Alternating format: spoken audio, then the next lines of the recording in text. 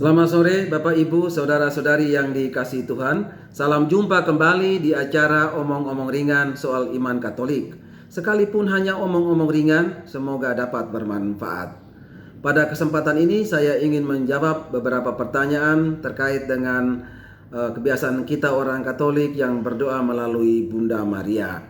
Ada 3 pertanyaan. Pertanyaan pertama, kenapa orang Katolik berdoa melalui Bunda Maria? Bunda Maria itu kan sudah meninggal dunia, sudah beda alamnya, masa masih bisa berdoa untuk orang yang ada di dunia ini? Dan pertanyaan kedua, jika orang Katolik selalu berdoa melalui Bunda Maria, terus kapan orang Katolik ketemu langsung dengan Tuhan? Dan pertanyaan ketiga, kenapa orang Katolik begitu yakin bahwa berdoa melalui Bunda Maria itu pasti akan dikabulkan doanya? Itu 3 pertanyaan dan mari kita jawab satu persatu ketiga pertanyaan tersebut.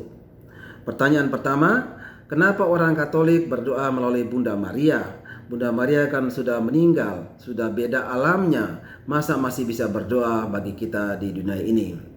Bapak Ibu, jawaban atas pertanyaan ini terkait erat dengan iman kita orang Katolik perihal kehidupan setelah kematian. Karena itu saya akan menyinggungnya secara sepintas saja. Bagi kita orang Katolik, seseorang yang meninggal dunia itu bisa mengalami 3 situasi. Situasi pertama, ia bisa masuk neraka atau masuk dalam penderitaan yang abadi jika orang tersebut meninggal dalam keadaan terputus hubungan sama sekali dengan Tuhan. Atau situasi yang kedua, orang tersebut bisa langsung masuk surga atau masuk kebahagiaan yang kekal jika orang tersebut meninggal dalam keadaan yang sangat-sangat suci. Atau situasi ketiga, jiwa tersebut memang tidak masuk neraka tetapi juga tidak langsung masuk surga karena masih ada cacat celahnya. Jiwa tersebut masuk dalam situasi sementara yang kita sebut api penyucian, dan dalam situasi sementara yang kita sebut api penyucian itulah jiwa-jiwa tersebut akan mengalami penyucian untuk kemudian akhirnya masuk ke dalam surga. Dan bagi jiwa yang masuk neraka, Bapak Ibu, itu dia sudah putus hubungan sama sekali dengan Tuhan, dan karena itu juga putus hubungan dengan kita, jemaat Allah di dunia ini. Sementara mereka yang masuk surga dan mereka yang masuk api penyucian, itu mereka dengan kita di dunia ini masih bersatu. Kenapa masih bersatu? Karena kita sama-sama umat Allah. Dan tentang hal ini Lumen Gentium nomor 49 dan kemudian juga Katekismus Gereja Katolik nomor 954 mengajarkan bahwa gereja terdiri dari 3 jenis. Gereja jenis pertama adalah gereja yang mulia, yaitu gereja yang anggota-anggotanya adalah jemaat Allah yang ada di surga atau para kudus yang ada di dalam surga. Dan gereja yang kedua adalah gereja yang mengembara di dunia ini, atau gereja yang masih bersiara di dunia ini, yaitu gereja yang anggota-anggotanya adalah kita jemaat Allah yang ada di dunia ini. Dan gereja jenis ketiga adalah gereja yang menderita, yaitu gereja yang anggota-anggotanya adalah jiwa-jiwa yang ada di dalam api penyucian yang masih menunggu disucikan untuk kemudian masuk ke dalam surga. Dan Bapak Ibu, ketiga jenis gereja ini masih bersatu. Kenapa masih bersatu? Karena sama-sama anggota gereja. Ketiga gereja ini bersatu karena sama-sama anggota tubuh mistik Kristus, di mana Kristus adalah kepalanya dan kita adalah anggota-anggotanya. Hal mana dikatakan di dalam Efesus bab 4 ayat 16 terkait dengan tubuh mistik Kristus. Jadi Bapak Ibu, walaupun kita yang ada di dunia ini dengan mereka yang ada di api penyucian dan di surga itu, alam kita sudah berbeda, namun kita masih bersatu karena kita sama-sama umat Allah. Dan karena kita masih bersatu, maka kita pun masih bisa saling mendoakan. Dan tentang hal ini, Konsili Vatikan kedua, khususnya Lumen Gentium nomor 50, mengajarkan bahwa kita yang masih ada di dunia ini bisa mendoakan mereka yang ada di api penyucian agar mereka atau agar dosa-dosa mereka diampuni dan dimasukkan ke dalam surga. Itulah sebabnya maka di dalam gereja Katolik ada doa bagi arwah orang yang sudah meninggal. Dan bagaimana dengan mereka yang ada di surga? Bagi mereka yang ada di surga itu kita tidak perlu berdoa lagi untuk mereka karena mereka sudah bahagia kekal.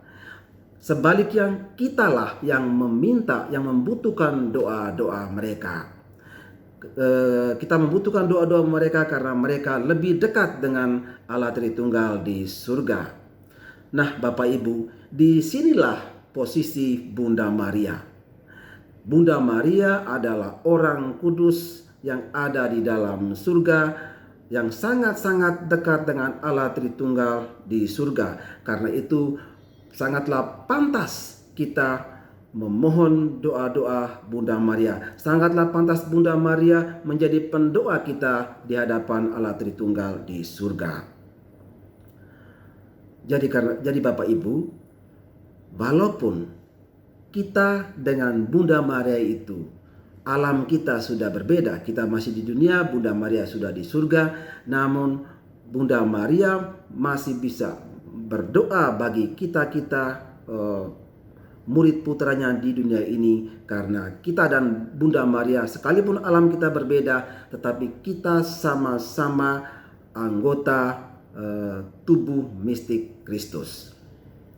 Itu jawaban atas pertanyaan yang pertama tadi. Kemudian pertanyaan kedua, jika orang Katolik selalu berdoa melalui Bunda Maria, terus kapan orang Katolik ketemu langsung dengan Tuhan? Bapak Ibu, berdoa melalui Bunda Maria itu tidak berarti kita titip doa melalui Bunda Maria, kemudian Bunda Maria pergi menyampaikan doa kita itu kepada Kristus atau kepada Allah Tritunggal, dan kita tetap berada di sini dan kita tidak ketemu Tuhan secara langsung. Bukan seperti itu. Berdoa melalui Bunda Maria itu tidak sama seperti kita titip salam kepada Yesus melalui Bunda Maria. Jadi Bunda Maria pergi menyampaikan salam kita ke sana dan kita tidak pernah ketemu Tuhan secara langsung. Bukan begitu maksudnya berdoa melalui Bunda Maria. Berdoa melalui Bunda Maria artinya kita memohon Bunda Maria mendampingi kita di dalam doa-doa kita kepada Kristus. Kita memohon Bunda Maria berdoa bersama kita di hadapan Allah Tritunggal. Karena itu Bapak Ibu, di dalam doa Rosario kita selalu ada doa Bapa Kami, ada Aku Percaya, kemudian juga ada kalimat doa kemuliaan kepada Bapa dan Putra dan Roh Kudus, kemudian ada terpujilah nama Yesus, Maria dan Yosef dan sebagainya. Itu menunjukkan bahwa berdoa melalui Bunda Maria itu artinya kita memohon Bunda Maria mendampingi kita, berdoa bersama kita di hadapan Allah Tritunggal. Jadi lagi pula Bapak Ibu, sebetulnya dalam gereja Katolik ada begitu banyak doa dan ibadat yang langsung kita arahkan kepada Kristus atau langsung kita arahkan kepada Allah Tritunggal. Misalnya doa Bapa Kami, kemudian penerimaan sakramen-sakramen dan terutama sakramen Ekaristi, di mana kita bertemu langsung dengan Kristus bahkan di dalam rupa roti dan anggur, dan bahkan kita tidak hanya ketemu tapi kita menerimanya di dalam diri kita. Jadi kita selalu bertemu langsung dengan Tuhan sekalipun kita berdoa melalui dan bersama Bunda Maria. Itu jawaban atas pertanyaan yang kedua. Kemudian pertanyaan yang ketiga tadi, mengapa orang Katolik begitu yakin bahwa berdoa melalui Bunda Maria itu pasti dikabulkan doanya? Bapak Ibu, Injil Yohanes bab 2 ayat 1 sampai dengan 11 mengisahkan bahwa pada saat pesta perkawinan di kota Kana, di mana Bunda Maria dan Yesus dan para muridnya hadir, lalu di sana tuan pesta ternyata kehabisan anggur. Lalu Bunda Maria tersentuh oleh keterpurukan yang dialami oleh tuan pesta ini. Kemudian Bunda Maria pergi memohon kepada Yesus untuk melakukan sesuatu guna membantu si tuan pesta yang sedang kebingungan ini. Dan Bapak Ibu, Yesus akhirnya mengabulkan permohonan ibunya, yakni mau membuat mujizat yang pertama hari itu, yaitu mengubah air menjadi anggur. Jadi Yesus membuat mujizat yang pertama hari itu karena permohonan ibunya. Dan Bapak Ibu, sebagaimana ketika masih di dunia ini, maka setelah Bunda Maria berada di surga pun, Bunda Maria kita yakini tetap setia berdoa bagi murid-murid putranya, yaitu berdoa bagi kita-kita kaum beriman yang masih menggembara di dunia ini. Dan kita percaya bahwa doa-doa Bunda Maria pasti dikabulkan oleh Allah Tritunggal, pasti dikabulkan oleh Kristus. Kenapa? Karena Bunda Maria mempunyai kedekatan yang istimewa dengan Kristus, karena Bunda Maria adalah ibu dari Kristus sendiri. Jadi Bapak Ibu, alasan pertama kenapa kita orang Katolik begitu yakin bahwa berdoa melalui Bunda Maria selalu dikabulkan adalah karena Bunda Maria sangat-sangat dekat dengan Kristus ketika masih di dunia. Dan karena itu kita percaya Bunda Maria juga pasti dekat dengan Kristus dan Allah Tritunggal di surga. Dan karena kedekatan itulah maka doa-doa Bunda Maria pasti selalu dikabulkan. Bunda Maria telah ambil bagian secara istimewa dalam karya penyelamatan Allah di dunia, yakni mau mengandung, melahirkan, membesarkan, dan mendampingi Kristus sampai di Golgota. Karena itu kita percaya Bunda Maria juga mempunyai kedekatan yang istimewa pula di surga. Dan karena itu maka doa-doa Bunda Maria pasti selalu dikabulkan. Dan tentang hal ini, Konsili Vatikan kedua, khususnya Lumen Gentium nomor 62 mengajarkan demikian. Sebab sesudah diangkat ke surga, ia tidak meninggalkan peran yang membawa keselamatan itu, melainkan dengan aneka perantaraannya, ia terus-menerus memperolehkan bagi kita karunia-karunia yang menghantar kita kepada keselamatan kekal.